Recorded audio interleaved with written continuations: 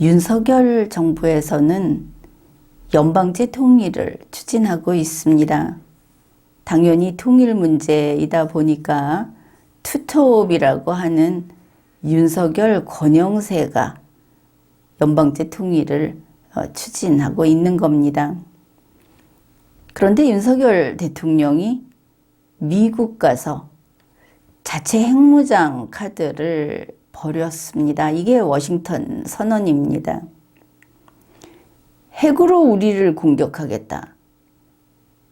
핵무력을 가지고 있기 때문에 이제 남조선을 점령해서 남조선을 해방시키겠다. 적화시키겠다고 하는 저 북한 김정은이 앞에서 윤석열 정부는 핵무장 카드를 버린 겁니다. 그러면 그것이 그냥 버리고 왔는가? 돈이나 이익에 밝은 윤석열 대통령이 그러지는 않았을 겁니다.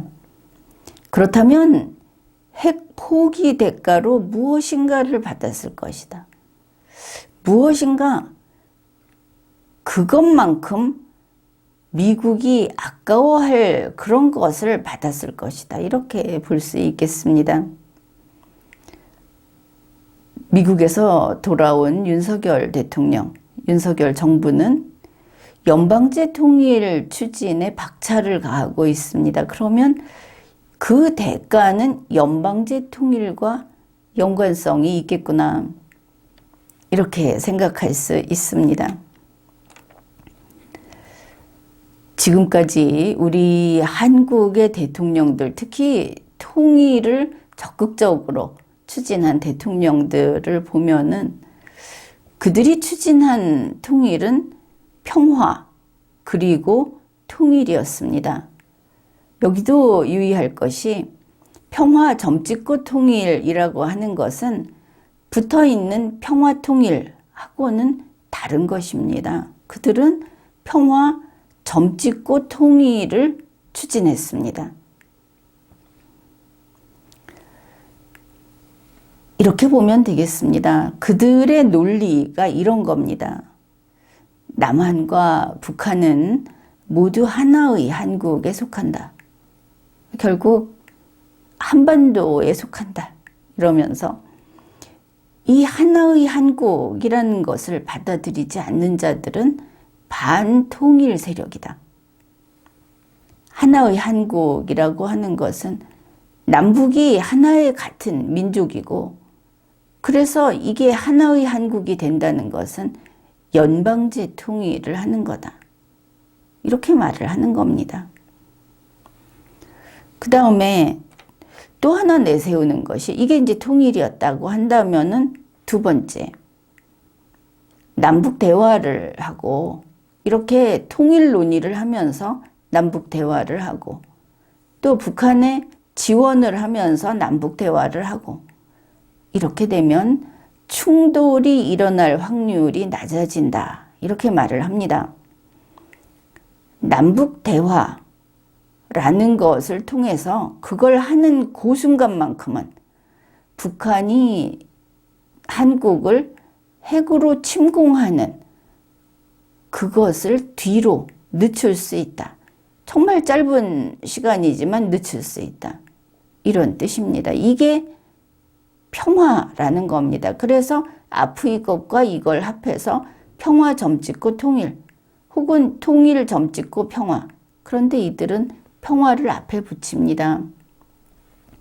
대한민국 헌법에서 규정한 평화 통일 점 안 찍힌 이것과 구분할 수 없기를 바라면서 그랬다. 이렇게 볼 수 있겠습니다. 바로 이것이 한국 그 민주화 시대라고 말하면 그 기간이 딱 떨어집니다. 그 역대 정권의 통일 논리였습니다. 현재 윤석열 대통령 역시 똑같은 논리를 펴고 있다. 한국의 역대 통일 논의, 통일하자, 통일하자 한 그거를 보면 이렇습니다. 자, 이거는 여러분에게 진실을 이야기해 주는 겁니다. 지금까지 우리 국민들은 통일은 우리말로 통일이니까 우리의 소원은 통일, 꿈에도 소원은 통일 하는 그 통일인 줄 알고 있었다. 그러나 민주화 시대에 이 평화 점찍고 통일을 추진하는 대통령들에게 통일은 그게 아니었다. 이것을 알아야 하는 겁니다. 이 평화 점찍고 통일이라고 구분을 하는 이 통일이 1988년 노태우 대통령 이후 그때 시작이 됐다 이렇게 볼 수 있습니다. 노태우 대통령 이후 지금까지 모두들 통일을 앞에 내세워서 추진했던 모든 대통령은 그거 왜 했느냐? 북한 핵 때문에 했다. 이렇게 말을 하면 틀리지 않을 겁니다. 노태우, 김영삼, 김대중, 노무현, 박근혜, 문재인, 윤석열까지 이들을 보면 아무도 대한민국 헌법에 따른 통일을 추진하지 않았습니다. 대한민국 헌법이 규정하고 있는 통일은 무엇인가? 평화적으로 북한 지역을 되찾아서 보통 실지 회복이라고도 이야기를 하는데 그 북한을 흡수해서 대한민국 영토를 한반도와 그 부속도서로 회복시키는 통일. 이것이 대한민국 헌법이 규정한 통일입니다.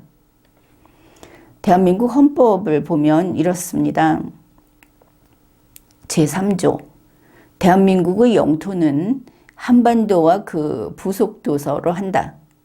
제4조 대한민국은 통일을 지향하며 자유민주적 기본질서에 입각한 평화적 통일정책을 수립하고 이를 추진한다.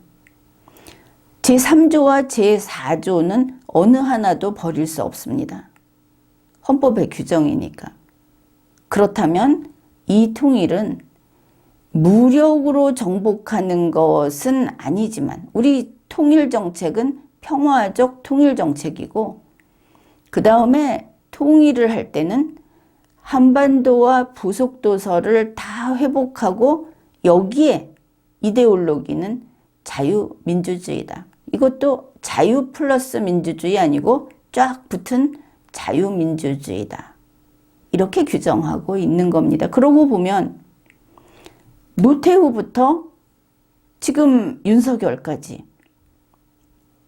이 통일을 추구한 사람은 없다. 이거를 흔히 흡수통일이라고 이야기를 합니다.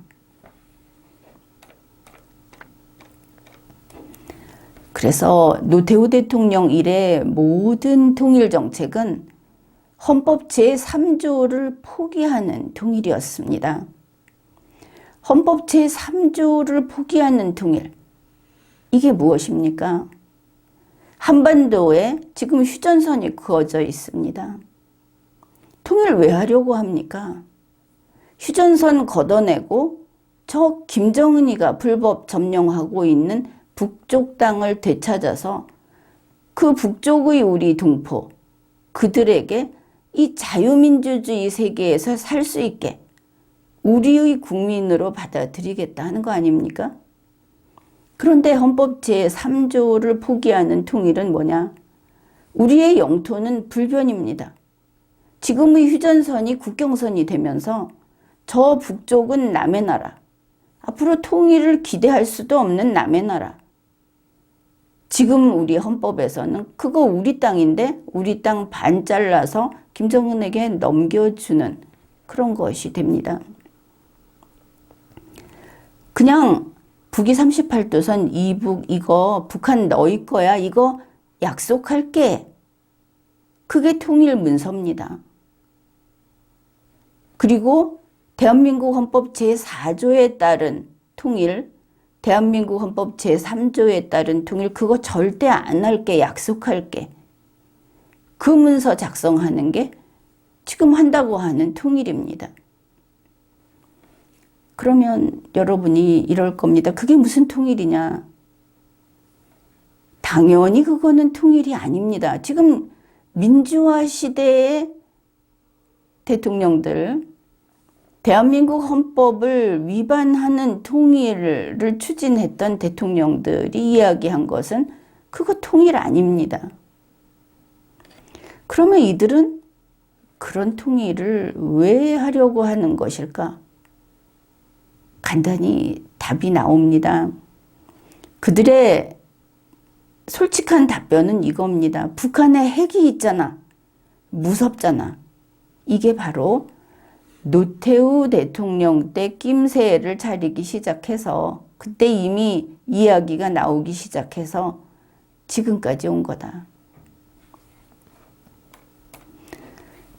결국 우리가 이 민주화 시대라고 하는 그게 좌파 정권들이었다 이렇게 말을 한다면 좌파 정권 내내 30여 년 동안 한 일이 뭐냐? 오늘 핵공격 면하기. 30여 년 동안 간이 콩알만 해가지고 오늘 핵공격을 받으면 우리 다 죽으니까 오늘 면하기 위해서 무슨 짓이든 하자. 그래서 자존심 버리고 비루하게 이렇게 살아온 거다. 이렇게 볼 수 있겠습니다. 그 말을 비교적 솔직히 한 사람이 문재인 보궐 대통령입니다. 그의 말이 이런 거 있지 않습니까? 평화가 뭐냐? 우리가 생각하는 평화는 뭔가 불안하거나 전쟁이 난다거나 하는 이런 요소가 일체 없는 시대, 태평성대 이걸 말하는데 문재인 보궐 대통령이 말한 평화는 그게 아닙니다. 여러분 오늘 하루 살았지 않습니까? 어제부터 오늘 사이에 전쟁이 안 났습니다. 김정은이가 우리를 핵으로 안 때렸습니다. 그러면 오늘은 평화로운 하루였던 겁니다. 여러분은 하루만큼 평화를 누린 겁니다. 이런 소리를 한 겁니다. 그러면 말이 맞는 것도 같은데 그 평화는 뭐냐?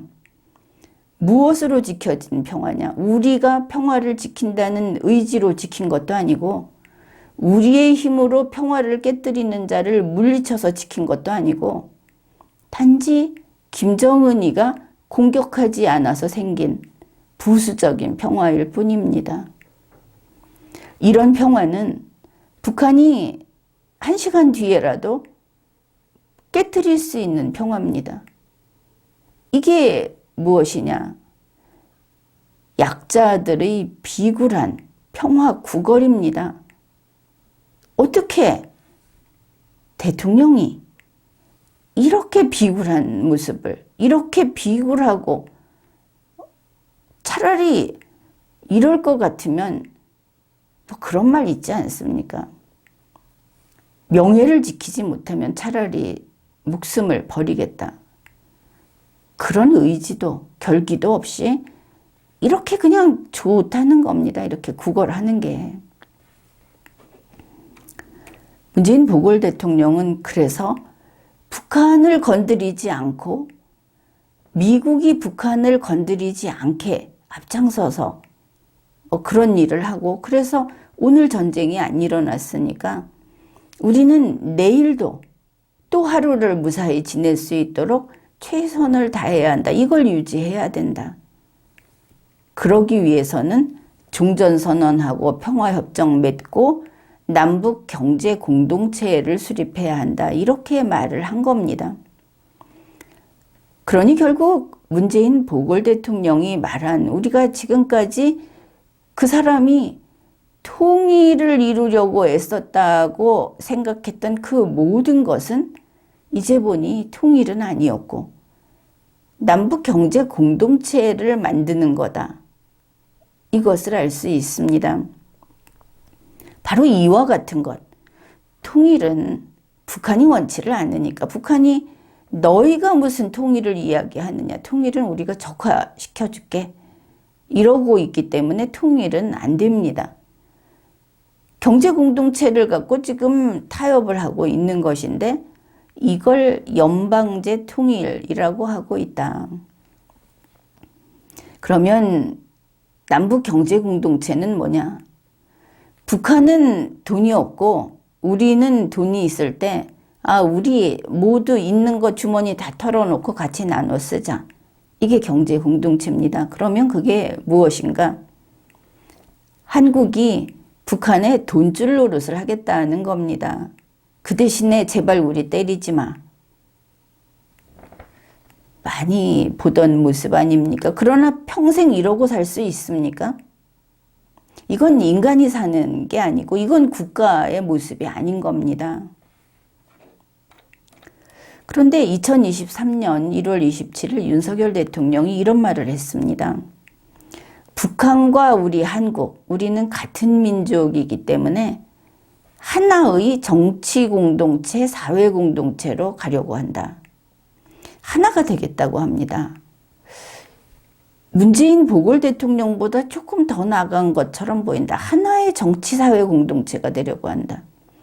경제만이 아니고 정치도 이 부분이 지금 심각하게 들립니다.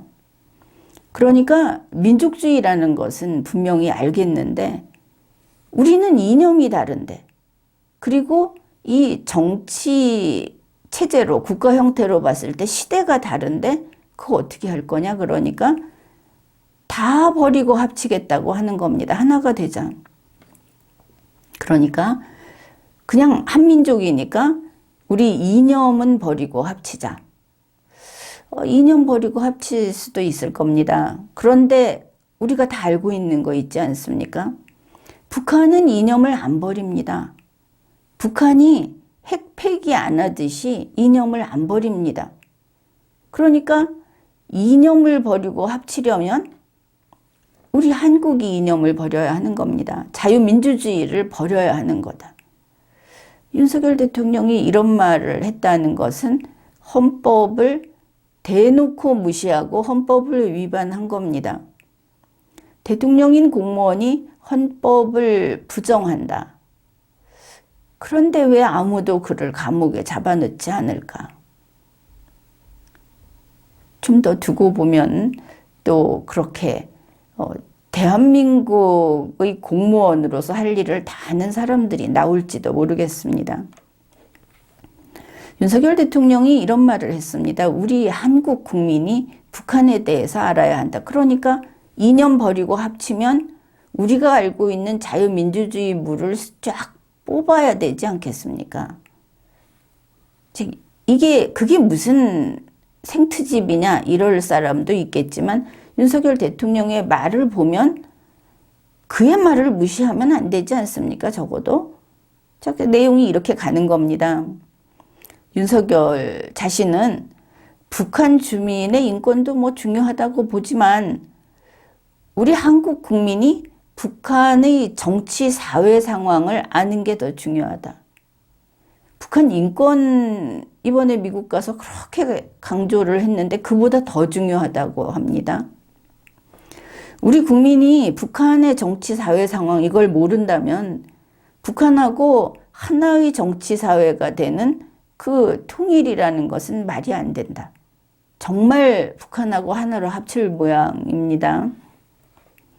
그러고 보니 통일부가 이미 행동으로 보여줬습니다. 한국의 초등학생, 우리 전체 국민에게 김일성 주체사상을 교육하려고 그 내용을 넣은 통일교재를 뿌렸습니다. 진짜 가고 있다, 그 길로.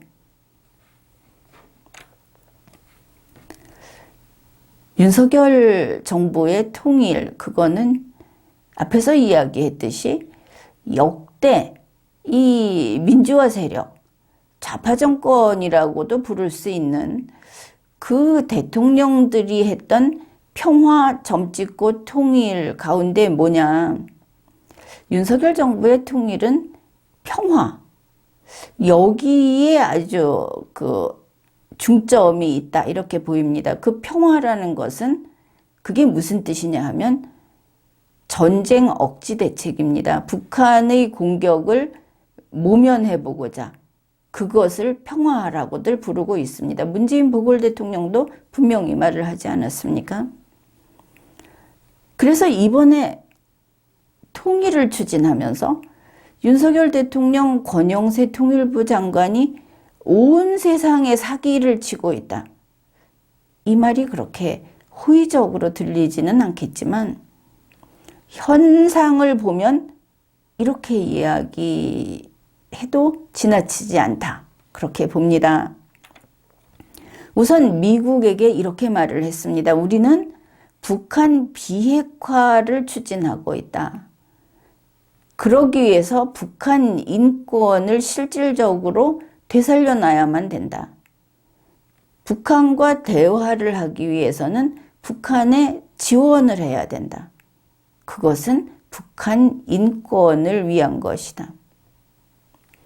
그런데 이 부분에서 미국이 속아 넘어가지는 않았을 것으로 봅니다. 이 말을 받아들였다면 다른데 이용하려고 받아들인 것이다. 이렇게 보아야 하겠습니다. 미국 자체에서 북한 비핵화를 말로 이야기 나눠가지고 북한 비핵화를 할 수 있다고 믿는 전문가는, 그런 정치인은 없다. 이렇게 이야기할 수 있기 때문입니다. 윤석열 정부는 국제사회에다 대고 윤석열 권영세는 북한 주민의 인권 향상을 위해서 우리가 북한에 지원을 하겠다. 우리가 지원하고 싶은데 거기 중간에 다리 좀 놔달라. 이런 이야기 했습니다. 그러면 우리 한국 국민에게는 뭐라고 했는가? 우리가 꿈에도 그리던 민족 통일을 하려고 한다. 그러니 북한에 지원을 해야 한다. 그리고 통일을 추진하고 북한을 지원하는 이 효과는 무엇으로 나타나는가? 바로 오늘 하루, 지금 이 순간 남침, 김정은이의 핵공격을 안 당할 수 있는, 막는 것도 아니고 끝내는 것도 아니고 지금 이 순간을 모면할 수 있는 얼마나 대단한 효과인가 이러는 겁니다. 윤석열 정부 역시 1988년 노태우 이후 문재인까지처럼 북한 핵이 무서운 것임을 알 수 있습니다. 통일 아니다. 남침을 좀 지연시키고자 하는 그런 어쩔 수 없는 미봉책, 그걸로 지금 통일을 들고 나왔다. 이런 것을 알 수 있습니다. 근래의 뉴스를 보면 이 통일과 관련해서 심지어 군까지, 한국의 육군까지 동원이 됐다 하는 데서 우리 국민은 대단히 낙심을 하게 됩니다. 한국 육군이 얼마나 그 사기가 추락했나 이것을 보여주기 때문입니다. 2023년 5월 11일 육군에서는 북한 인권 토크 콘서트를 개최했습니다. 이 행사에서 육군은 통일부의 북한 인권 기록센터, 국립통일교육원에서 활동했던 내용들을 소개하기까지 했습니다. 이것을 두고 국내 뉴스에서는 윤석열 정부가 북한 인권 문제를 공론화하고 있는 것 같은데 여기에 우리 육군도 동참하는 모습을 저렇게 보이고 있다. 이런 뉴스가 나왔습니다. 바로 그날 5월 11일 박정환 육군 참모총장이 한 이야기입니다. 정훈 장교들 이런 사람들을 모아놓고 군인들에게 이 이야기를 한 겁니다. 북한 인권 실태를 똑바로 보게 되면 언제라도 한국을 향할 수 있는 저 북한, 그 적들의 인권 폭력, 그것으로부터 우리 육군이 국가와 국민을 수호해야 한다 하는 마음을 갖게 된다. 그것이 전체적인 맥락에서는 틀리지 않았다고 할 수도 있지만 군인이 무엇인가를 생각할 때는 이것은 국민이 기댈 데가 없는 그런 이야기로 되어버립니다. 북한에서는 핵무기를 앞세워서 북한의 군 병력이 무기를 앞세워서 우리를 침공하려고 하고 있는데, 그거를 막아야 되는 우리 한국의 육군은 북한에서 북한 주민들에게 어떻게 인권 침해를 하는지를 보면서 저 나쁜 것들, 그 인권 침해가 우리 한국 국민에게도 가해질 수 있으니까 우리가 그걸 막아야지. 그러면 한국 국민에게 가해지는 거는 이미 북한에게 여기가 점령된 이후의 이야기 아닙니까? 이런 이야기를 하는 군은 이미 망가진 군이다. 그렇게 볼 수 있는 겁니다. 한국 육군이 북한 인권 침해 감시 용역 일을 하고 있는 겁니까?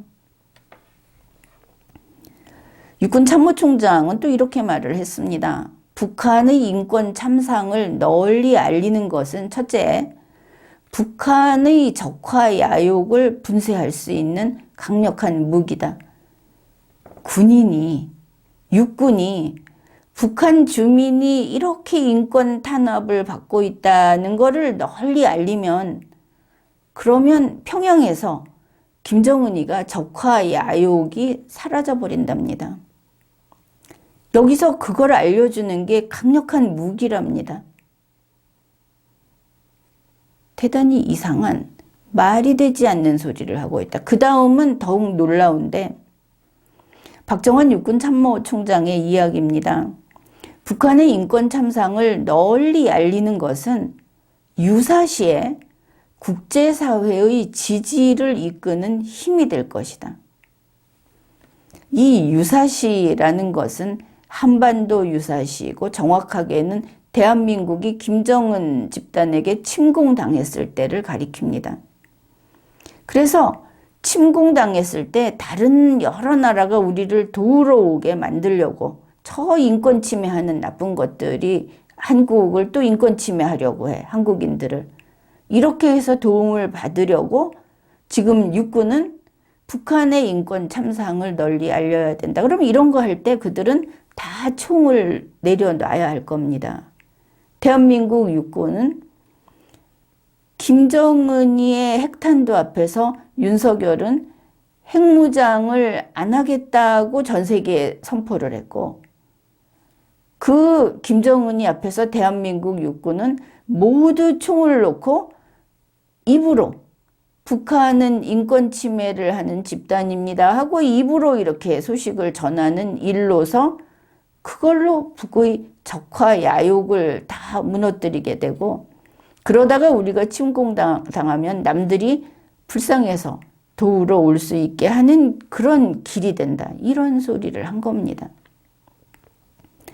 이미 패배감에 찌들고 이미 백기를 든 육군이다. 이게 육군 참모총장이 할 소리는 아닌 겁니다. 그 다음에 이런 말도 했습니다. 박정환 육군 참모총장, 러시아가 우크라이나를 침공했다. 그런데 러시아 군인이 우크라이나 국민의 인권을 유린했다. 그래서 나쁘다는 겁니다. 침공은 괜찮고, 그러면 침공하고 인권 침해 안 했으면은 굿 이랬을 거냐. 그리고 러시아의 이 반인륜적인 범죄, 바로 그 인권 유린, 이것 때문에 우크라이나 국민이 일치 단결했다. 그러면 우크라이나 국민이 단결하기 위해서는 일단 침공을 받고 인권 유린을 당하고 이래야 하지 않겠습니까? 우리도 똑같이 가자는 겁니까? 육군이 이렇게 이미 북한에게 쫄아서 다른 나라가 어떻게 도와달라고 할 수 없을까? 이런 소리를 하고, 우리는 총 들고 싸워서는 북한을 감당할 수 없으니까 총은 버리고 입으로 하겠다. 이런 소리 하고 있고, 이게 윤석열 정부의 지금 우리 육군입니다. 노태우 대통령 이후 역대 정부가 말한 평화, 이거는 결국은 얻어맞지 않으려고, 전쟁을 면피하려고 그래서 생각해낸 북한 퍼주기, 북한에게 어떻게 이런 이름으로 퍼주고 저런 이름으로 퍼주자 하는 그 명분이다, 이렇게 보면 되겠습니다. 김대중 전 대통령이 햇볕 정책을 썼다고 비난을 받았습니다. 물론 당연히 그런 비판을 해야 하겠지만 김대중만이 아니다, 이것을 알아야 합니다. 모두들 북한 퍼주기 했다, 그걸 알아야 하는 겁니다. 지금의 윤석열 정부 역시 북한 퍼주기를 하고 있습니다. 그것도 담대하게 퍼부어주기 해서 담대한 구상이라고 하지 않습니까? 바로 이 담대한 구상, 윤석열 대통령이 발표했다 이랬는데 일찍부터 그거 윤석열이 아니고 내가 다 만든 거다 하는 사람이 권영세입니다. 2023년 5월 7일 뉴스에서는 담대한 구상의 주인공은 윤석열 아니고 권영세다, 이런 기사를 실었습니다. 통일을 향한 이어달리기를 선언한, 문재인을 계승하겠다고 선언한 권영세, 그가 바로 담대한 구상의 설계자다, 이런 내용입니다. 그러면 권영세 통일부가, 담대한 구상의 설계자인 권영세 통일부가 북한 퍼주기 작전을 펴겠구나, 이렇게 생각할 수 있습니다. 가까운 사례를 하나 보면 뉴스원이 보도한 2023년 5월 11일자 뉴스입니다. 거기에 이런 내용이 있습니다. 다른 뉴스도 이것을 쭉 소개를 했는데, 그러니까 지난 몇 해 동안 통일부에서는 북한 자료, 책이나 영상이나 이런 것들, 전기 간행물, 신문 이런 것들을 구입하는 데 예산을 한 해 1년에 2천만 원 내지 3천만 원을 계속 썼다고 합니다. 적지 않은 겁니다. 그러다가 2022년에는 이게 문재인 보궐 대통령 때와 윤석열 대통령 때가 이제 이게 합해지지 않습니까? 늘어났습니다. 문재인 때보다 윤석열 때 5,500만 원으로 늘어났습니다. 그리고 이제 올해 2023 회계년도의 예산은 무려 7억 원으로 껑충 뛰었습니다. 2천만 원, 3천만 원 하다가 7억 원까지 간 겁니다. 이 몇십 배를 늘렸는데 왜 그런 것인가? 여기에 대해서 뉴스에 보면은 2022년 2월 달에 문재인 통일부에서 경기도 고양시에 북한 자료센터를 신축하기로 결정을 했다고 합니다. 문재인이 결정한 겁니다. 그리고 나서 윤석열 통일부에서 그거 2023년 9월부터 이제 착공을 할 거다 하고 결정을 한 겁니다. 이어받은 겁니다. 이번에 착공하면 2026년에 완공이 된다고 합니다. 결국 무엇인가 하면은 문재인이 짓자 하고 윤석열이 짓는 겁니다. 둘이 같이 힘을 모아서 짓는 거다. 그런데 이런 말을 하는 겁니다. 자기들이 짓기로 해놓고서 윤석열 통일부 또 권영세 통일부 여기서 이런 말을 하는 겁니다.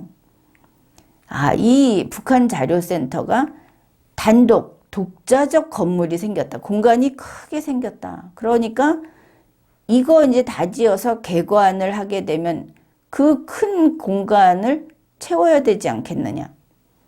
거기에 자료를 쭉 구비를 해서 보기에 아주 보기 좋게 규모 있게 장서를 갖출 필요가 발생했다. 자기들이 짓기로 해서 자기들이 채워 넣어야만 한다고 하면서 지금 세금을 예산을 7억 원을 쓰겠다는 겁니다. 그것도 일단 2023 회계년도에 7억 원. 건물을 집들이 만들어 놓고 건물 생겼으니까 거기 북한 자료를 채워야 된다고 하는 겁니다. 그러면 건물 짓는 것은 9월에 시작한다고 하는데 거기 자료 넣는 것은 지금부터 준비를 하고 있다고 합니다. 이번 사업이 그럼 이걸 통일부는 뭐라고 하느냐? 북한 정보 공개 차원에서 이걸 진행하고 있다. 윤석열 대통령이 북한의 그 정치 사회 상황에 대해서 국민이 알아야만 국민을 그 김일성 주체 사상을 교육시켜야만 그래야 통일이 된다고 했기 때문에 북한 정보를 공개하고 우리 국민을 교육하는 차원에서 이거 진행 중이다라고 한 겁니다. 구체적인 내용도 조금 나왔는데 통일부에서는 이 사업을 지금 입찰하고 북한 자료 구입을 추진 중이라고 합니다. 북한하고 무슨 줄이 닿아서 직접 사는 건지 아니면 물건을 살 수 있는데 연결을 해서 사는 건지 그거는 두고 보면 알 겁니다. 어떤 일을 하느냐 하면 DVD 제작, 디지털 정보 시스템 작업 이런 것도 하고 이제 사들이겠다는 북한 자료를 보면 북한 경제학 연구 논문집을 포함해서 837건의 단행본 북한 경제학 논문집을 사들인다. 그러면 이게 전문가들이 북한에서 북한 체제 안에서 있는 사람들이 만들고 그들이 보는 자료인 것을 알 수 있지 않습니까? 또 조선문학 등 63종 4,407건 정기 간행물이라는 것은 앞으로도 계속 들어온다는 뜻이 됩니다. 정기 간행물이니까 이런 거를 사들인다고 밝혔습니다. 이 정도만 봐도 우리가 알 수 있는 게 지금 이야기한 것들은 북한 인권과는 완전히 무관한 겁니다.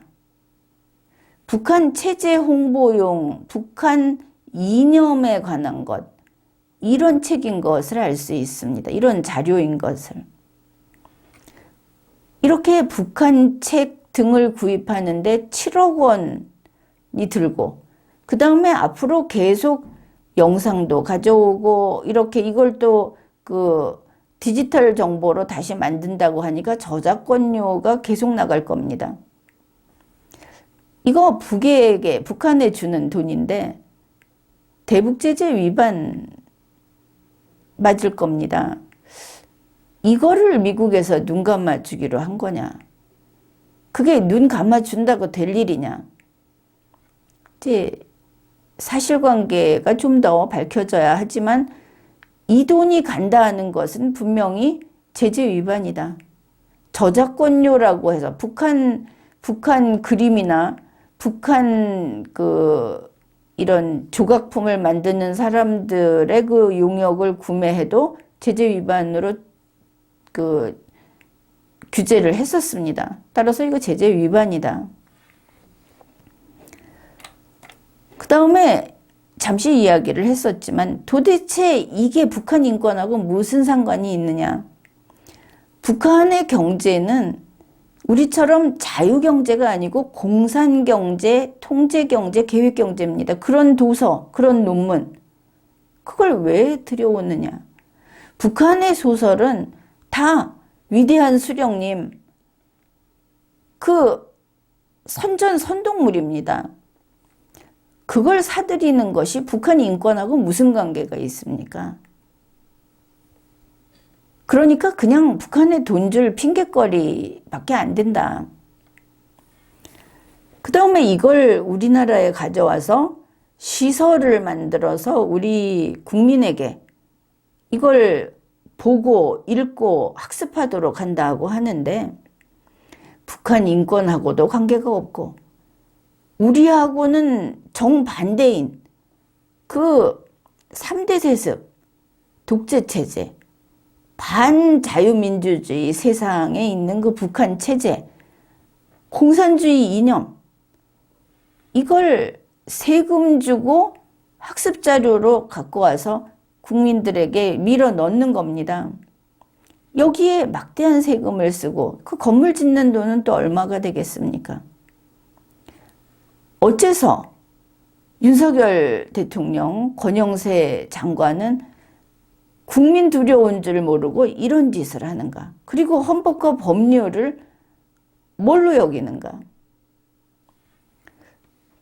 이걸 보면 역시 그들이 검사 출신이어서 그런지 한번 잘못 든 그 생활 방식, 사고 방식은 좀처럼 바로 잡히지 않는다. 제대로 된 검사도 많은데 하필이면 엉덩이에 뿔난 이런 자들이 나와서 이 짓을 하는가. 지금 보면 윤석열 대통령, 권영세 장관 그 주변에 있는 사람들은 정말 김정은이가 핵을 쏜다, 핵으로 때린다고 해도 사실 속으로는 겁을 내면서도 설마, 아마 아닐 거야 이러면서 있을 거다. 이들은 진짜로 얻어맞아야 진짜로 자기가 그 매운맛을 보면 그제서야 상대방 주먹이 세다는 것을 그제서야 인정하는 아주 아둔한 사람들이 아닌가 그렇게 보입니다. 사실 그렇기 때문에 남들이 볼 때 남의 말에 귀 막고 자기 멋대로 하는 게 꼭 뚝심이 있는 것처럼 보이는데 그거는 그런 게 아닙니다. 미련하고 그리고 이 자유민주주의 체제에 맞지 않는 그런 사람들인 겁니다. 권영세 장관이 이렇게 이야기를 했습니다. 올해는 어떻게 해서든지 북한과 대화를 시작할 거다. 어떤 형태로든 그게 농업협력이든 기후협력 이거 다 북한 지원한다고 할 때 나왔던 이름입니다. 이런 작은 이슈라든가 국제기구의 그 대표들을 만나서 북한의 인도적 상황을 개선하기 위해서 논의를 할 생각이다. 뭐든지 좀 쉬운 부분, 실현 가능한 부분부터 대화가 이루어지는 게 우선이다. 이렇게 말을 했습니다. 그러고 또 한 이야기가 북한이 대화에 나올 수밖에 없는 여건을 조성하겠다. 이거는 북한 비핵화를 위해서 미국과 북한이 회의를 하고 이런 것과 관계없습니다. 미국이 대화로 북한 비핵화 이야기하는 거 거기에 지금 에너지 소모를 할 상황이 아니라는 거 우리가 알고 있지 않습니까? 권영세 말이 담대한 구상의 이행 계획도 구체화하겠다. 그런데 여기서 우리가 한 가지 시점이 나오는 거 이걸 좀 눈여겨봐야 하겠습니다. 정전선언 70주년을 맞아서 민관합동 통일미래기획위원회를 만들어서 신통일 미래구상을 발표하겠다. 정전선언 70주년이 언제인지 아십니까? 정전협정일이 1953년 7월 27일입니다. 그러면은 7월 27일 권영세가 뭔가 하나 보여주겠다. 뭔가 일을 한번 벌이겠다 한 것을 알 수 있습니다. 이런 걸 보더라도 현재 윤석열 권영세는 남북 대화 이게 비핵화 협상이 아니고 그냥 이번에 거기 산불 났습니까? 이번에 그 스포츠 경기 하는데 누구누구 옵니까? 이거라도 좋다는 겁니다. 그냥 남북 대화, 지금 막혀있는 남북 대화만 뚫리면 감읍하겠다. 거기 목매고 있다. 이거를 알 수 있습니다.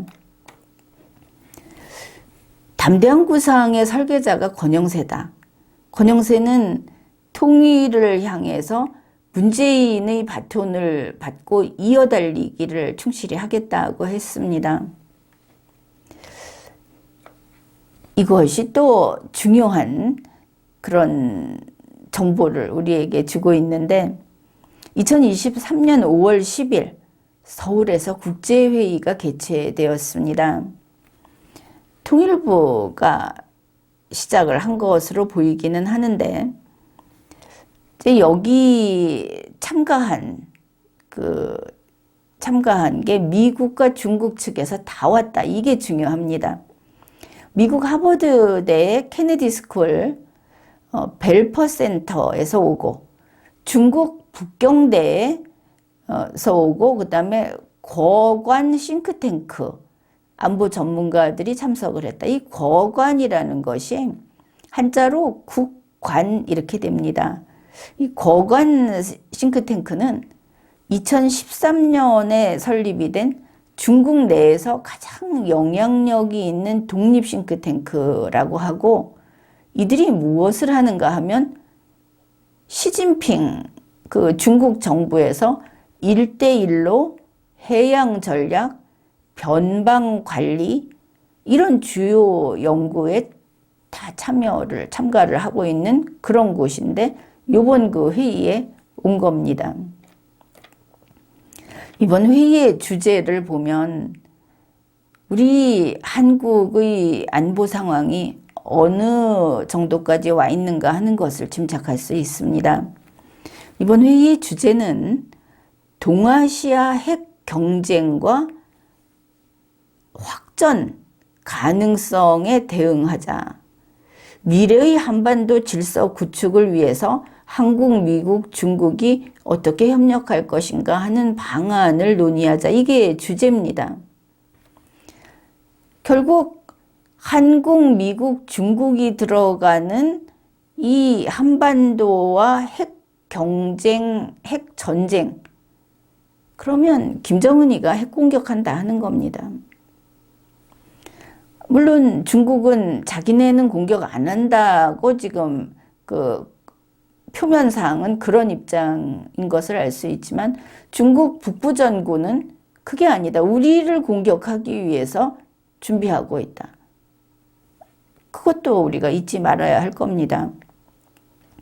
제1세션은 하영선 이사장이 발표를 하는데 핵 경쟁과 동아시아 안보 위기, 한국, 미국, 중국의 대북 정책과 군사 충돌 시나리오 이렇게 바로 들어갑니다. 제2세션은 손열 원장이 하는데 한반도 미래 질서 구축과 대타협의 길 아주 희망적이지 않습니까?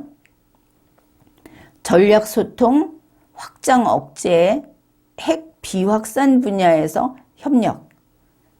그래서 1세션과 2세션은 상당히 그 시각이 다르다. 이런 것을 알 수 있고 어떻든 이 회의는 아주 심각한 주제, 심각한 내용을 다뤘다.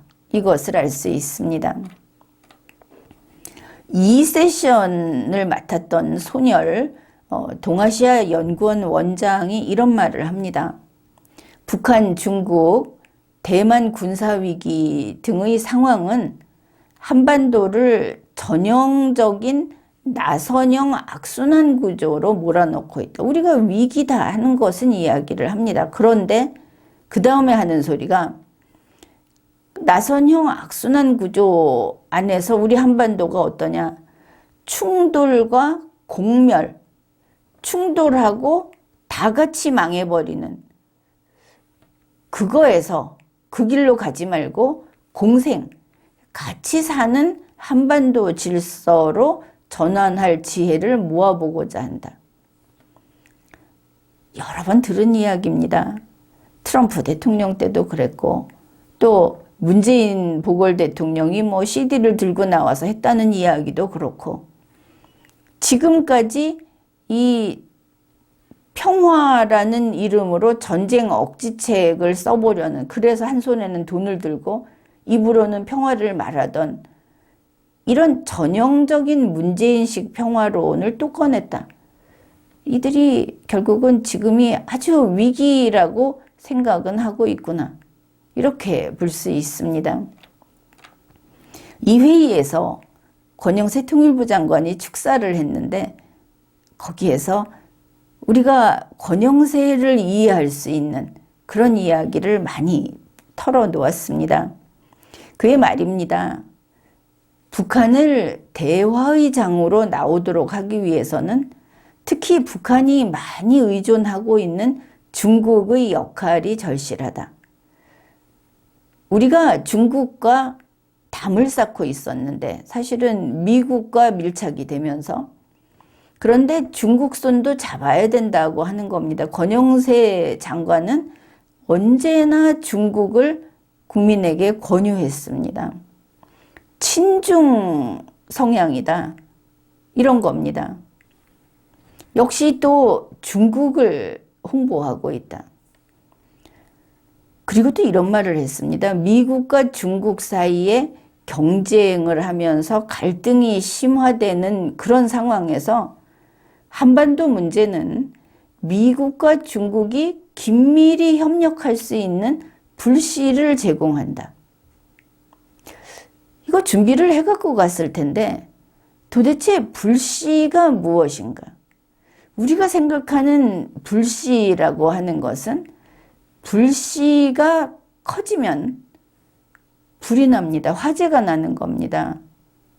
모든 게 다 타버리고 멸망하는 겁니다. 그런데 불씨를 제공한다. 보통 불씨라는 것은 전쟁의 불씨, 이런 식으로 부정적인 데 쓰이는 건데, 지금 권영세가 말하는 불씨는 우리 한반도 문제가 불씨다. 그런데 그 불씨가 뭐냐면 미국과 중국이 가까이 손을 잡을 수 있도록 하는 불씨다. 이런 이야기를 했습니다. 이게 가능한가? 지금 한반도 문제가 뭐냐?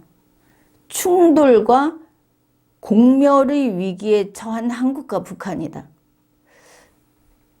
그런데 내용을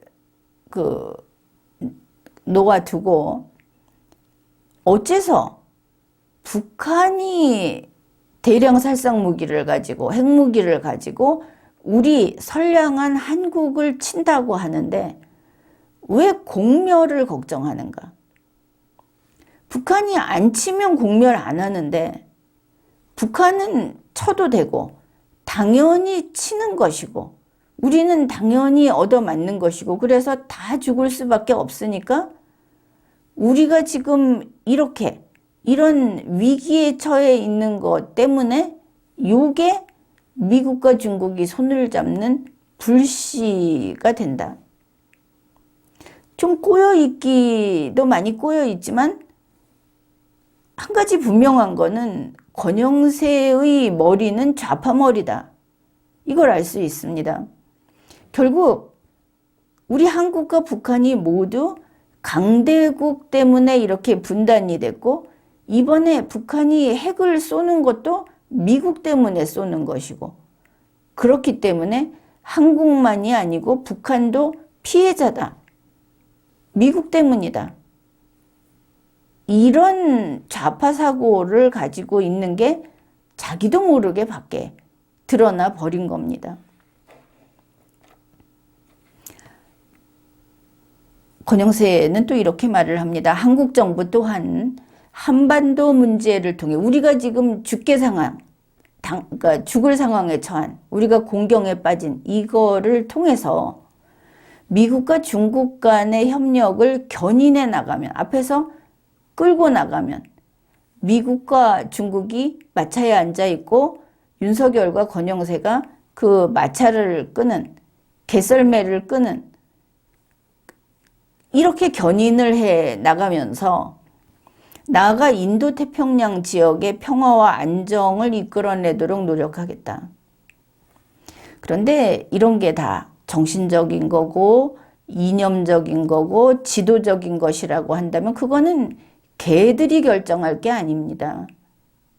썰매에 앉아있는 손님들이, 결국은 주인들이 결정을 하는 겁니다.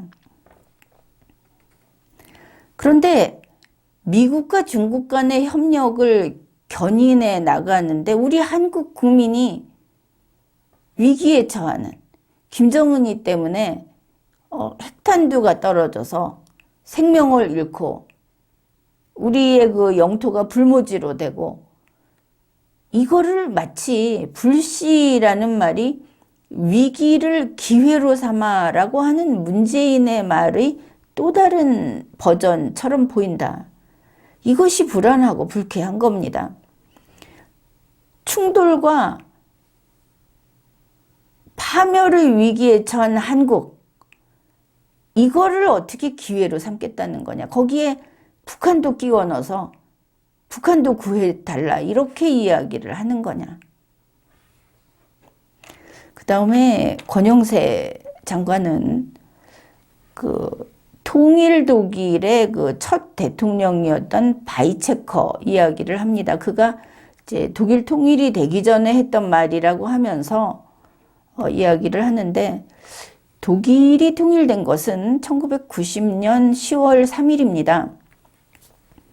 근데 바이체커는 통일되기 전에는 서독 대통령으로 있다가 그 다음에 통일이 되고 나서 그 통일 독일의 그 연방 대통령으로, 통일이 90년에 됐다고 그랬는데 94년까지 독일 대통령직에 있었던 인물입니다. 그의 말이 이런 겁니다. 서독 외교의 가장 중요한 임무는 동맹을 아주 튼튼하게 해서 자유공간을 최대한 확보하고, 그 확보된 자유공간을 바탕으로 소련과 좋은 관계를 유지해 나가는 것이다. 미국, 영국 이런 데가 아니고 소련과 좋은 관계를 유지하는 것이다. 이렇게 말을 했다는 겁니다. 권영세는 이것은 바로 한국 상황과도 관련이 있다. 그러니까 뭔가 동맹하고 아주 친하게 해서 동맹이 우리를 믿으면서 일정한 자유공간, 참견 안 하는 자유공간을 내버려 두면 그 속에서 미국의 적대국하고 좋은 관계, 적대국한테 밀착되는, 다가가서 그렇게 해야 되는 거다, 이런 말을 한 겁니다. 그런데 그것은 그것이고, 지금 바이체커는 일단 서독의 대통령이었지 않습니까? 나중에 통일된 후 독일의 연방 대통령이었습니다. 그렇다면 우리나라에서는 윤석열 대통령은 통일 대통령이 될 수 없습니다. 지금으로 봐서는 윤석열 대통령 다음의 누군가가 통일 대통령이 될 거다, 이렇게 생각을 해야 되는데, 그렇다면 권영세가 다음 대통령이 되려는 꿈을 가지고 있구나. 권영세가 대통령이 돼서 바이체커처럼 통일을 시키고 그 다음에 통일 한반도에서 첫 대통령을 또 계속해서 하고 싶다, 이런 말을 하는구나, 이런 생각을 할 수 있습니다. 그런데 권영세의 우리 한국과 북한이 똑같은 처지로 강대국의 피해자다라고 하는 이 좌파적 사고, 이게 문제가 되는 것이 모든 판단을 그르친다 하는 겁니다. 독일과 한국은 다르다는 것을 이 인물이 모르고 있다. 독일은 전범 국가였습니다. 그래서 연합국에 의해서 분단된 겁니다. 원래 4조각으로 나누려고 하지 않았습니까? 우리 한국은 그렇지 않습니다. 그런데 권영세는 우리 한국도 미국이 분단시켰다고 보고 있는 겁니다. 이것이 바로 좌파 사관입니다. 뿌리 깊은 좌파 본성이다. 이것을 알 수 있습니다. 권영세 정도의 연배라면 이렇게 나오면 이거는 골수다. 어떻게 우리가 건국하는데 가장 앞서서 도와줬던, 우리가 북괴의 침공을 받았을 때 결국 우리 땅을 되찾아 줬던 미국을, 그래서 혈맹이라고 하는 미국이 이 한반도를 분단시켰다. 미국 때문에 북한이 저렇게 됐고 미국 때문에 북한이 핵탄두로 우리를 쏘려고 한다, 이런 소리를 하는 건가? 앞에서 자유공간 이야기를 했습니다. 자유공간이 뭐냐? 자유공간을 우리가 이렇게 이해하면 되겠습니다. 이 한반도에서 강대국이 남과 북으로 나눠놨다, 쪼개놨다. 이것은 역사적 사실과 반하는 이야기입니다. 아무튼 권영세가 그렇게 말을 하니까. 그렇게 나눠놓고 강대국이 통일을 못하게 한다까지 옵니다. 통일 못하게 하는데 없습니다, 지금. 한반도가 분단된 것은 북한 공산 집단 때문에 분단이 된 겁니다. 우리가 한반도 단일 선거하려고 얼마나 노력을 했습니까? 그 다음에 6.25 사변을 일으켜서 여기를 쳐들어와서 적화시키려고 이 땅마저 뺏으려고 한 게 저 북괴입니다. 우리는 독일과 같은 전범 국가가 아니었습니다. 강대국이 우리를 통일 못하게 한 사실도 없습니다. 통일을 누가 반대를 했습니까? 유엔에 우리 땅을 점령하고 있는 그쪽하고 같이 유엔에 가입하자고 한 것도 이 좌파 정권의 시조라고 할 수 있는 노태우 대통령 때 아닙니까? 그런데 그러면 이 자유공간이라는 것을 우리 동맹들로부터 간섭받지 않을 동맹국의 적과 내통할 수 있는 이 공간을 확보하자고 하는 자유공간이 뭐냐? 우리 한반도에서는 설명하기가 좀 쉽습니다. 한반도 지도를 생각해 보십시오. 한반도에다가 도움을 씌워서, 그러니까 뚜껑을 씌워버리는 겁니다. 여기에 대해서는 리걸마인드 연구소 방송에서 아마 여러 차례 언급을 한 적이 있는 것으로 기억하는데, 한반도에 한 개의 뚜껑을 도움을 씌워 놓고는 여기는 우리 민족끼리 움직이는 거니까 강대국은 참견하지 마라 해서 강대국이 방해를 못하게 한 그거를 자유공간이라고 하는 것이다. 이 도움을 씌운 곳이 자유공간이다. 권영세 장관이 말하는 진지라는 것도 여기에 해당이 될 겁니다. 이 진지에 대해서는 바로 얼마 전 방송을 참조하십시오. 그게 어떤 속마음이냐?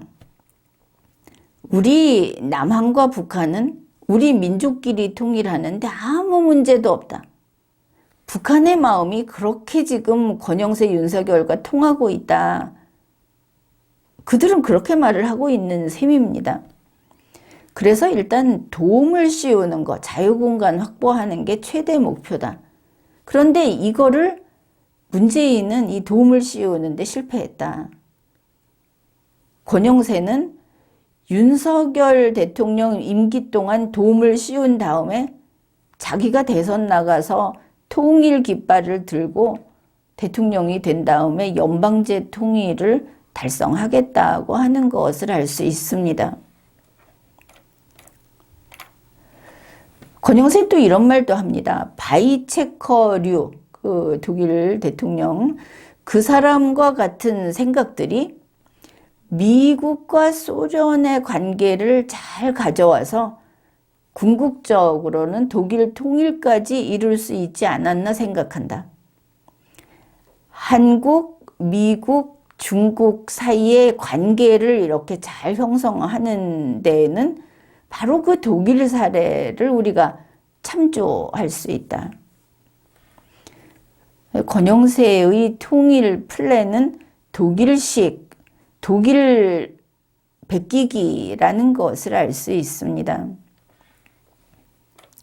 그런데 이 대목에서 참 궁금한 것이 박근혜 전 대통령도 그랬고 문재인 보궐도 그랬고 왜 다들 독일에 가서 우리 대한민국의 통일을 이야기하는가 하는 겁니다. 그러고 보면 이들의 통일과는 결국은 그게 저 좌파 시각, 강대국이 우리 통일을 못하게 반대하고 있다. 강대국이 우리 남과 북을 갈라놨다 하는 이 좌파 시각이 그 바탕에 있기 때문에 이렇게 했구나. 그거를 알 수 있는 겁니다. 제국주의가 한반도를 분단시켰다는 인식. 그런데 이게 뭐가 문제냐? 북한 공산당이 우리나라를 분단시키고 미수복지고 그걸 강제 점거하고 안 내줘서 미수복지고가 되게 만들었다는 게 아니라는 겁니다. 이들은 그러면 반공에 반대한다는 것이 될 겁니다. 우리 입장에서는 반공은 당연한 겁니다. 이런 헌정사가 있는데. 게다가 독일 분단은 한국과는 완전히 다르다. 이것을 분명히 잘 정리를 해두기 바랍니다. 독일은 외부에서 분단시켰습니다. 맞습니다. 징벌적인 분단입니다.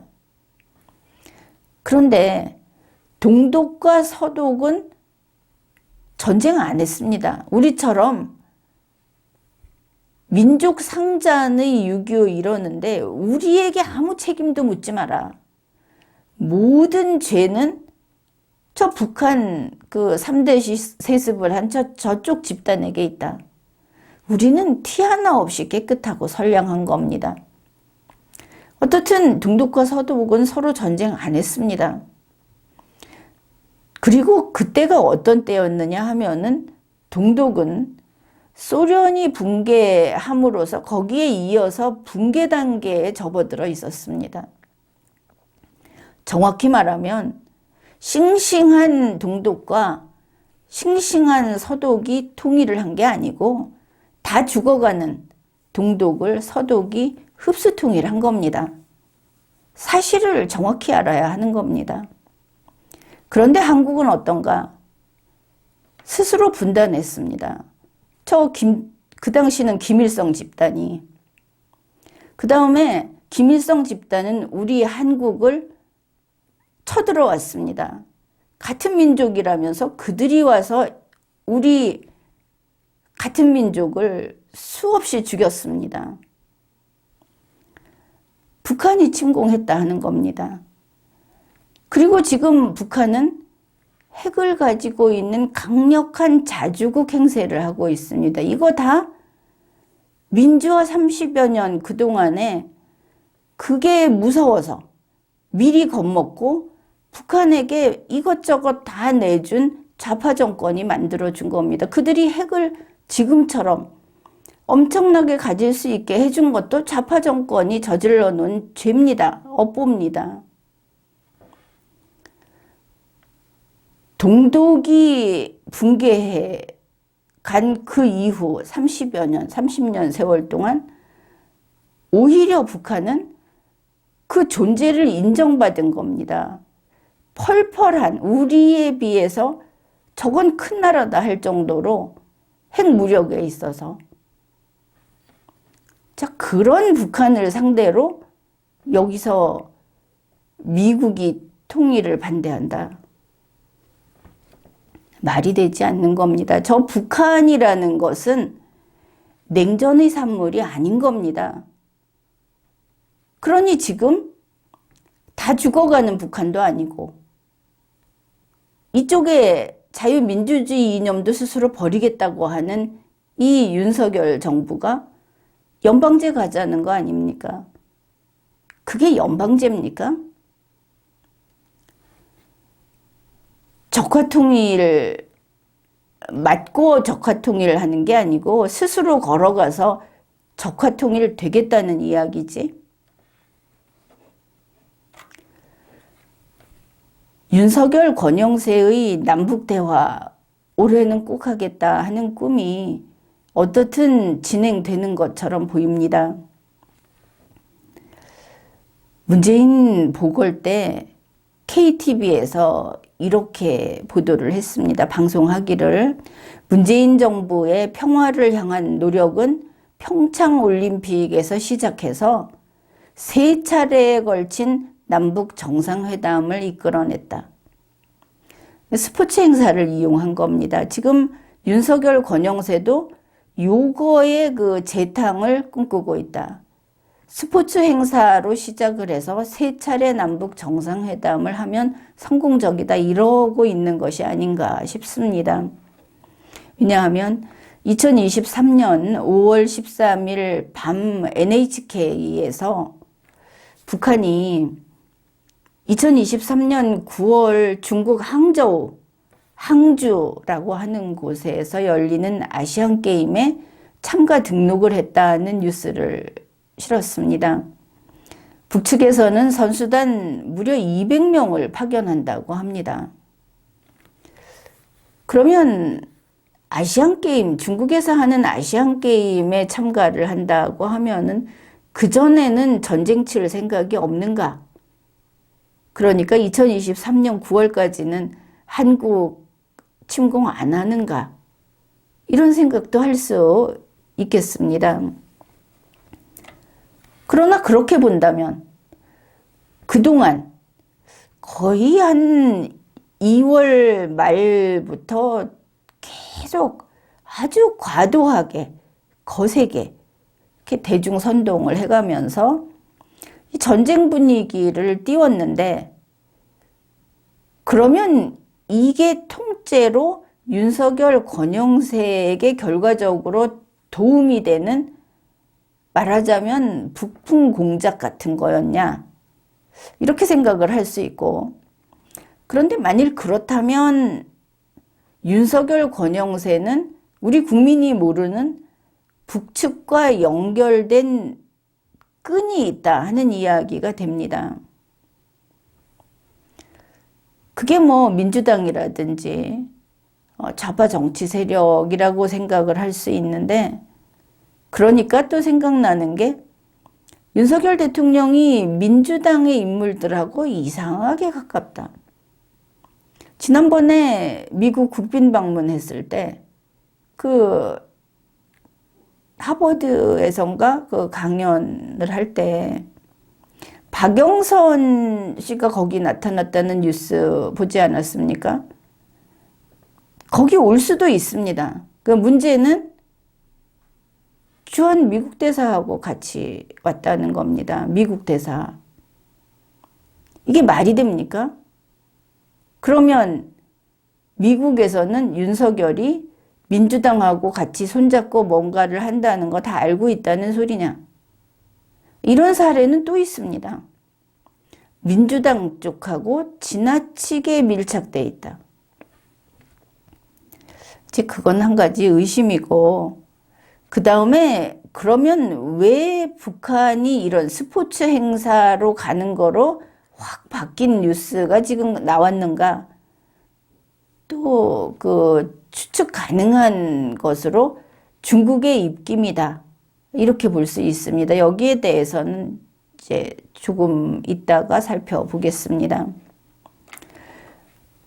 따라서 문재인 재탕으로 이런 스포츠 행사를 이용할 수 있을 것이다. 목적은 뭐냐? 목적은 남북대화다.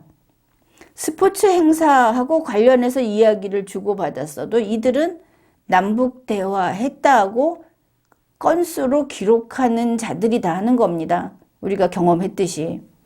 단 공짜는 아닐 거다. 우리가 모두 그렇게 생각하지 않습니까? 돈은 어떻게 줄 건데?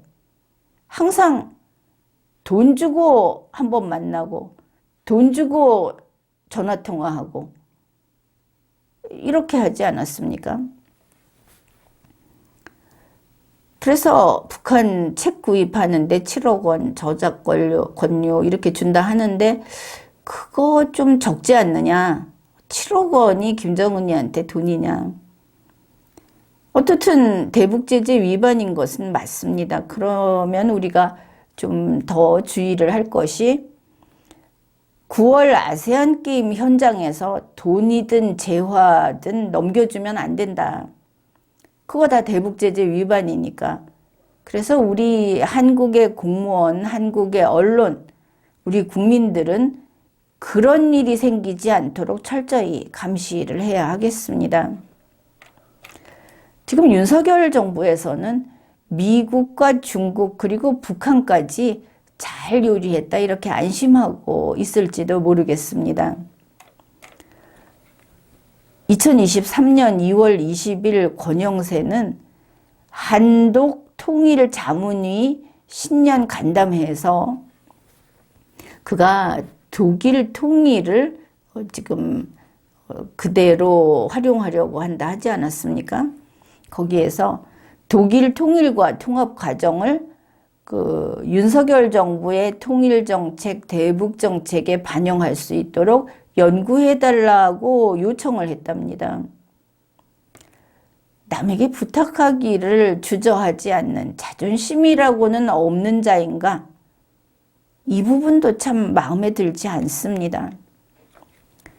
2023년 5월 12일에 권영세 통일부 장관은 자기 자신의 취임 1주년을 맞아서 취임 1주년에 따른 발언을 했답니다. 문자로 이렇게 내보냈다고 하는데 지난 1년간 거둔 성과들이 결코 적지 않다. 이런 자기네 팀에게 했다지만 결국은 장관이 잘한 것이다. 이런 말이고 자화자찬을 한 거다. 이렇게 볼 수 있겠습니다.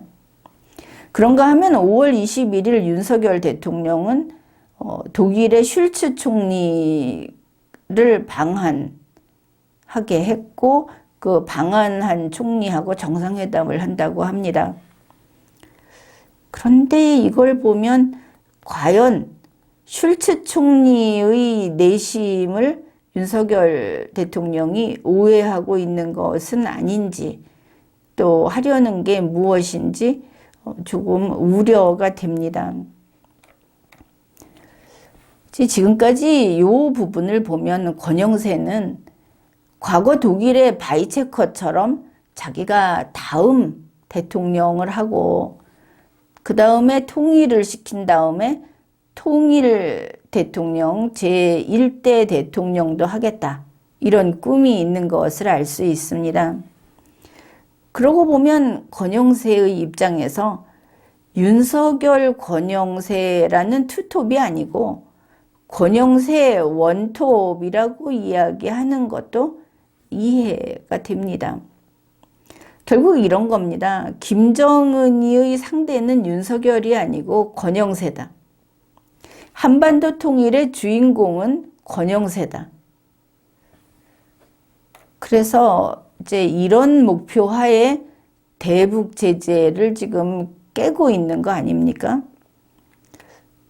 그렇다면 윤석열의 그 미국 가서 핵 포기한 대가는 이러한 권영세의 이런 속마음을 뭐 알든 모르든 이 통일이라고 하는 그걸 목표로 대북 제재 위반을 미국이 눈 감아 주는 것, 이걸로 핵 포기를 하고 대신 이걸 받아왔을 수 있다 싶습니다.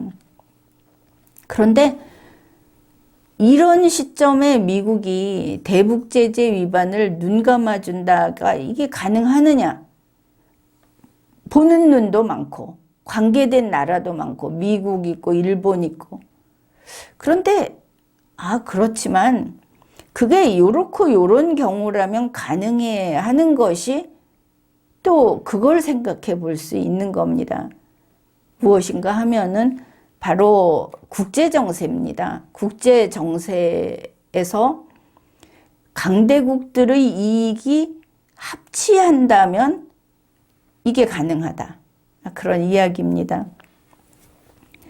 약간 이제 지도를 위로 이렇게 건너뛰겠습니다. 세계 지도에서 지난 2월 말부터 우크라이나 전쟁 휴전 중재설이 나왔습니다. 그러니까 강대국들이 이 우크라이나 전쟁은 끝을 모르는 소모전입니다. 그 소모전에서 손을 떼고 싶어졌다. 그것을 알 수 있습니다. 그때 보면 일본의 기시다 총리, 마크롱, 독일, 유럽연합, 중국, 심지어 미국 조 바이든 대통령까지 우크라이나를 방문했습니다. 지금까지 이렇게 보면 그런가 하면 기시다 총리의 경우에는 유럽을 순방하고 동남아도 갔던 것 같고 이번에는 또 아프리카 4개국, 싱가포르, 한국까지 이렇게 한 번에 몇 개국씩 세계를 돌고 있습니다. 이런 활동이 있는데 5월 10일과 11일 아웅다웅하는 미국과 중국이 만났습니다. 한국에서 권영세 장관이 중국이 나서줘야 되겠다. 우리가 우리의 지금 그 곤란한 지경 이거를 너희들이 만나는데 불씨로 삼겠다. 이러고 있었는데 5월 10일, 11일 미국의 설리번 보좌관하고 중국의 왕이가 만났습니다. 근데 그때 한 이야기가 상당히 포괄적입니다. 중국에서 한 이야기가 미국과 중국의 관계에 있어서 핵심 쟁점을 이야기했고 국제 안보 문제, 영내의 안보 문제, 우크라이나 전쟁, 양안 문제, 그러니 대만 그쪽 문제 여기에 대해서 솔직하고 실질적이며 건설적인 논의를 했다. 그러니까 결국 북한, 이 한국 이 문제하고 타이완 문제까지 포함해서 이야기를 했다는 겁니다. 그리고 바로 다음날 5월 12일 우크라이나하고 러시아의 정전협상이 지금 재개되려고 하는데 이게 급물살을 타고 있다. 중국이 중재 역할을 맡는 특사 파견을 공식 발표했다. 이런 뉴스가 나왔습니다. 보면 5월 15일부터 우크라이나, 폴란드, 프랑스, 독일, 러시아 이렇게 5나라를 방문해서 중국의 특사가 각각 소통을 한다는 겁니다. 여기까지만 봅시다. 정전협상이 성공을 해서 우크라이나 전쟁이 끝이 나느냐? 물론 그렇게 돼야 하겠지만 그것과 관계없이 여기까지 나갔다는, 중국이 여기까지 나갔다는 사실이 아주 큰 의미가 있다는 겁니다. 이걸 가지고도 일단 미국과 중국의 대탕트가 시작됐다고 평가를 해 보겠습니다. 뭐가 좋으냐? 이렇게 하게 되면 무엇이 좋으냐? 바이든은 우크라이나에서 발을 뺄 수 있습니다. 대단히 중요한 겁니다, 이거는. 그 다음에 폴란드, 중국, 프랑스, 독일 모두 이익이 됩니다.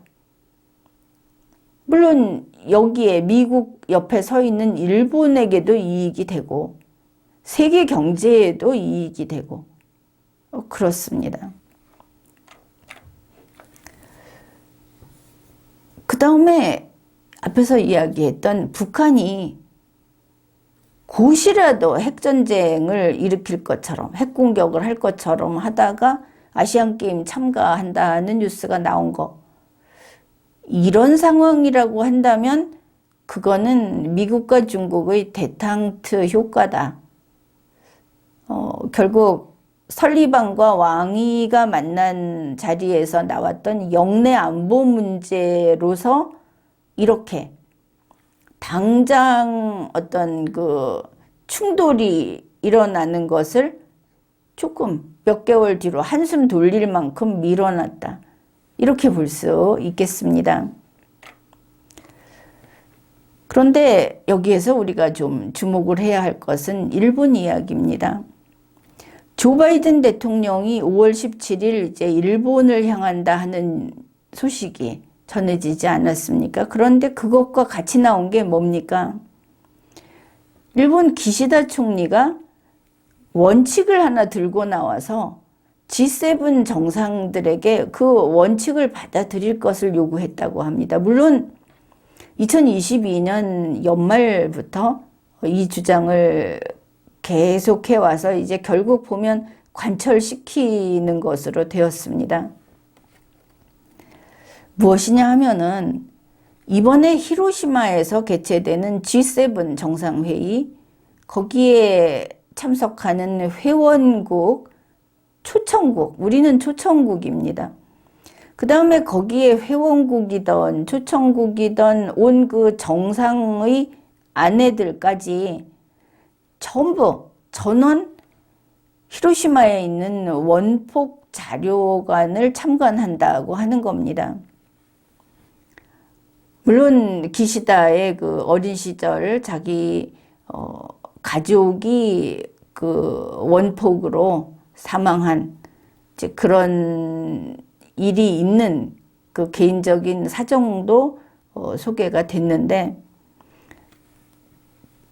기시다는 핵무기는 폐기해야 된다는 그 신조를 가지고 있다고 합니다. 그 신조 때문에 이거를 강행한다. 처음에는 뭐 미국과는 합의가 됐겠지만 핵을 보유하고 있는 국가의 정상들은 좀 꺼림칙하고 이걸 원치 않았다고 하지 않습니까? 그런데 이제 다 가기로 했다. 이렇게 됐습니다.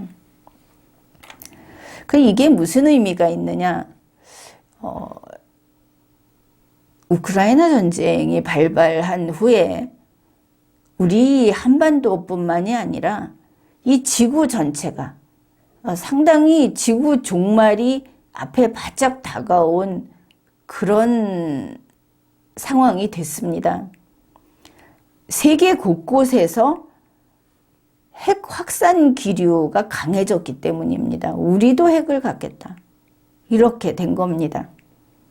그런데 이번에 기시다가 원폭 자료관을 G7 정상들을 비롯해서 이렇게 이거를 무슨 의식을 치르듯이 이 행사를 한다 하는 게 선언적 의미가 있다.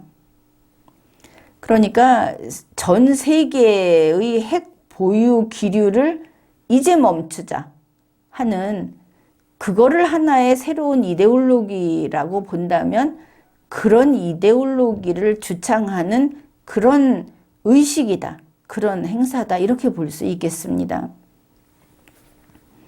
이번 그 행사는 G7 정상회의 개막일인 5월 19일 그때 한다고 하는데, 이게 결국은 세계 핵 보유 철폐 선언, 이런 그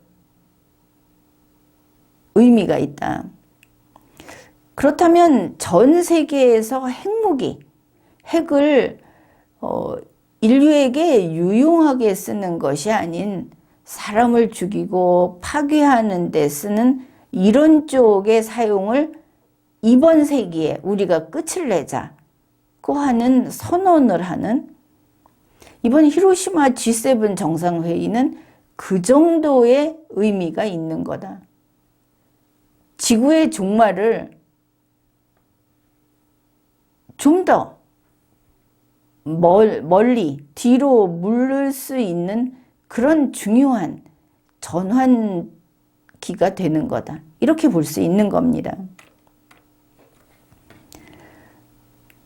우리나라의 윤석열 대통령은 워싱턴 선언으로 한미 간에 핵 협의 그룹을 만들기로 하지 않았습니까? 이것도 핵 확산이 아니고 한국 비핵화이기 때문에 핵 폐기에 해당이 됩니다. 한국은 핵이 없는 나라. 결국은 기시다의 그 이데올로기에 부합하는 것이라고 할 수 있겠습니다. 2023년 5월 9일자로 기시다가 65살이라고 하는데 타임지 월드판의 표지 사진으로 그의 사진이 실렸습니다. 문재인 대선 후보자는 아시아판에 실리지 않았습니까? 그리고 기사도 같이 나왔습니다. 대충 이런 제목과 함께 한때 그 평화주의를 지켜오던 일본이라는 국가에 이제 세계 무대에서 더 적극적인 역할을 부여하려고 하는 기시다 후미오 총리.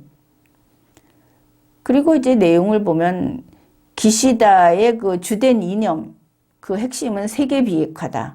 그렇게 써놓고 있습니다. 이렇게 보면 김정은이도 전 세계가 비핵화가 되면 그날 나도 핵을 버리겠다 이런 소리 하지 않았습니까? 그러면 기시다의 세계 비핵화와 김정은이의 세계 비핵화는 서로 정반대, 대척점에 있구나. 기시다의 세계 비핵화가 이루어지게 되면 김정은이의 비핵화는 당연히 이루어져서 무력하게 되는구나. 이런 것도 알 수 있습니다. 이러한 상황 전개에 비추어 볼 때 이번에 윤석열 대통령이 G7 회원국도 아니면서 초청을 받은 것은 바로 이 비핵화 선언의 의미를 더 뜻깊게 해주는 뭐 그런 것으로서 간 거냐 이렇게 볼 수도 있겠고, 물론 윤석열 정부에서는 G7의 회원국을 하나 늘려서 G8으로 한국이 거기 들어가려고 지금 심혈을 기울이고 있다는 외신들도 많이 나와 있기는 합니다. 그런데 이제 우크라이나 전쟁, 그거 정전협상이 성사될 것이냐. 다들 성사되기를 바라고 있는데 그게 성사가 되면 일본이 일찌감치 밝혔듯이 일본은 막대한 돈을 투입을 해서 우크라이나 재건에 아주 큰 역할을 하게 될 겁니다.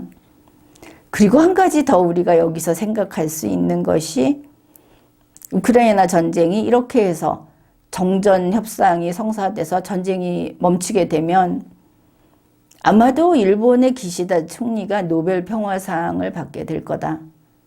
그런 일이 일어난다면 그렇게 갈 거다. 이렇게 예측을 할 수 있습니다. 설령 정전 협상에 중국이 중재를 나서고 했어도 다들 이들이 그 분위기를 만들어 준 거니까 그렇게 된다 하더라도 시진핑에게 노벨 평화상을 줄 수는 없지 않습니까? 그러니 이런 예측을 해보는 겁니다. 타임지에서는 일본의 기시다 총리를 치밀한 전략가, 게다가 성실한 실천가, 이런 이미지, 또 이런 내용을 보여주면서 일본은 신일본 제국, 21세기가 다시 패권을 추구하는 신냉전 기류를 타고 있는 이런 시대라고 봤을 때 신일본 제국, 강성한 제국, 세계의 패권국으로 올라설 것이다 하는 것을 미리 보여주는 듯도 합니다. 일본의 위상이 이렇게 높아지면서 그만큼 한국은 국가의 위치가 추락을 하게 되고 한국은 이제 자체 핵무장을 포기한, 그래서 스스로를 지키기에 지금 핵을 보유하고 있는 김정은이 앞에서는 상당히 이제 격차가 너무나 분명해져 버린 이런 상태여서 우리는 도움을 받을 것에 모든 희망을 거는 요부조국이라고 하는데 이제 그런 지위에 놓이게 될 것입니다. 세상의 핵이 없어지는 그날이 오기 전까지는. 그래서 이런 걸 보면 윤석열 대통령과 권영세, 차기 대통령을 노리는 권영세, 이들이 자그마한 그 소주잔 속에서 권모술수를 부리고 있을 때 세계의 강대국들은 이미 성큼성큼 그들의 길을 가고 있다. 이것을 알 수 있고, 그리고 이 강대국들, 강자들의 싸움은 뒤에서 공격하는 기습이 아니고 정면 승부로, 힘으로, 자신의 능력으로 승리를 쟁취한다 하는 것을 우리가 보고 알 수 있게 됐습니다. 우리 모두 이게 바른 길이고 이게 우리가 나아갈 길이다 하는 것을 제대로 알아야 하겠습니다. 지금까지 리걸마인드 연구소였습니다.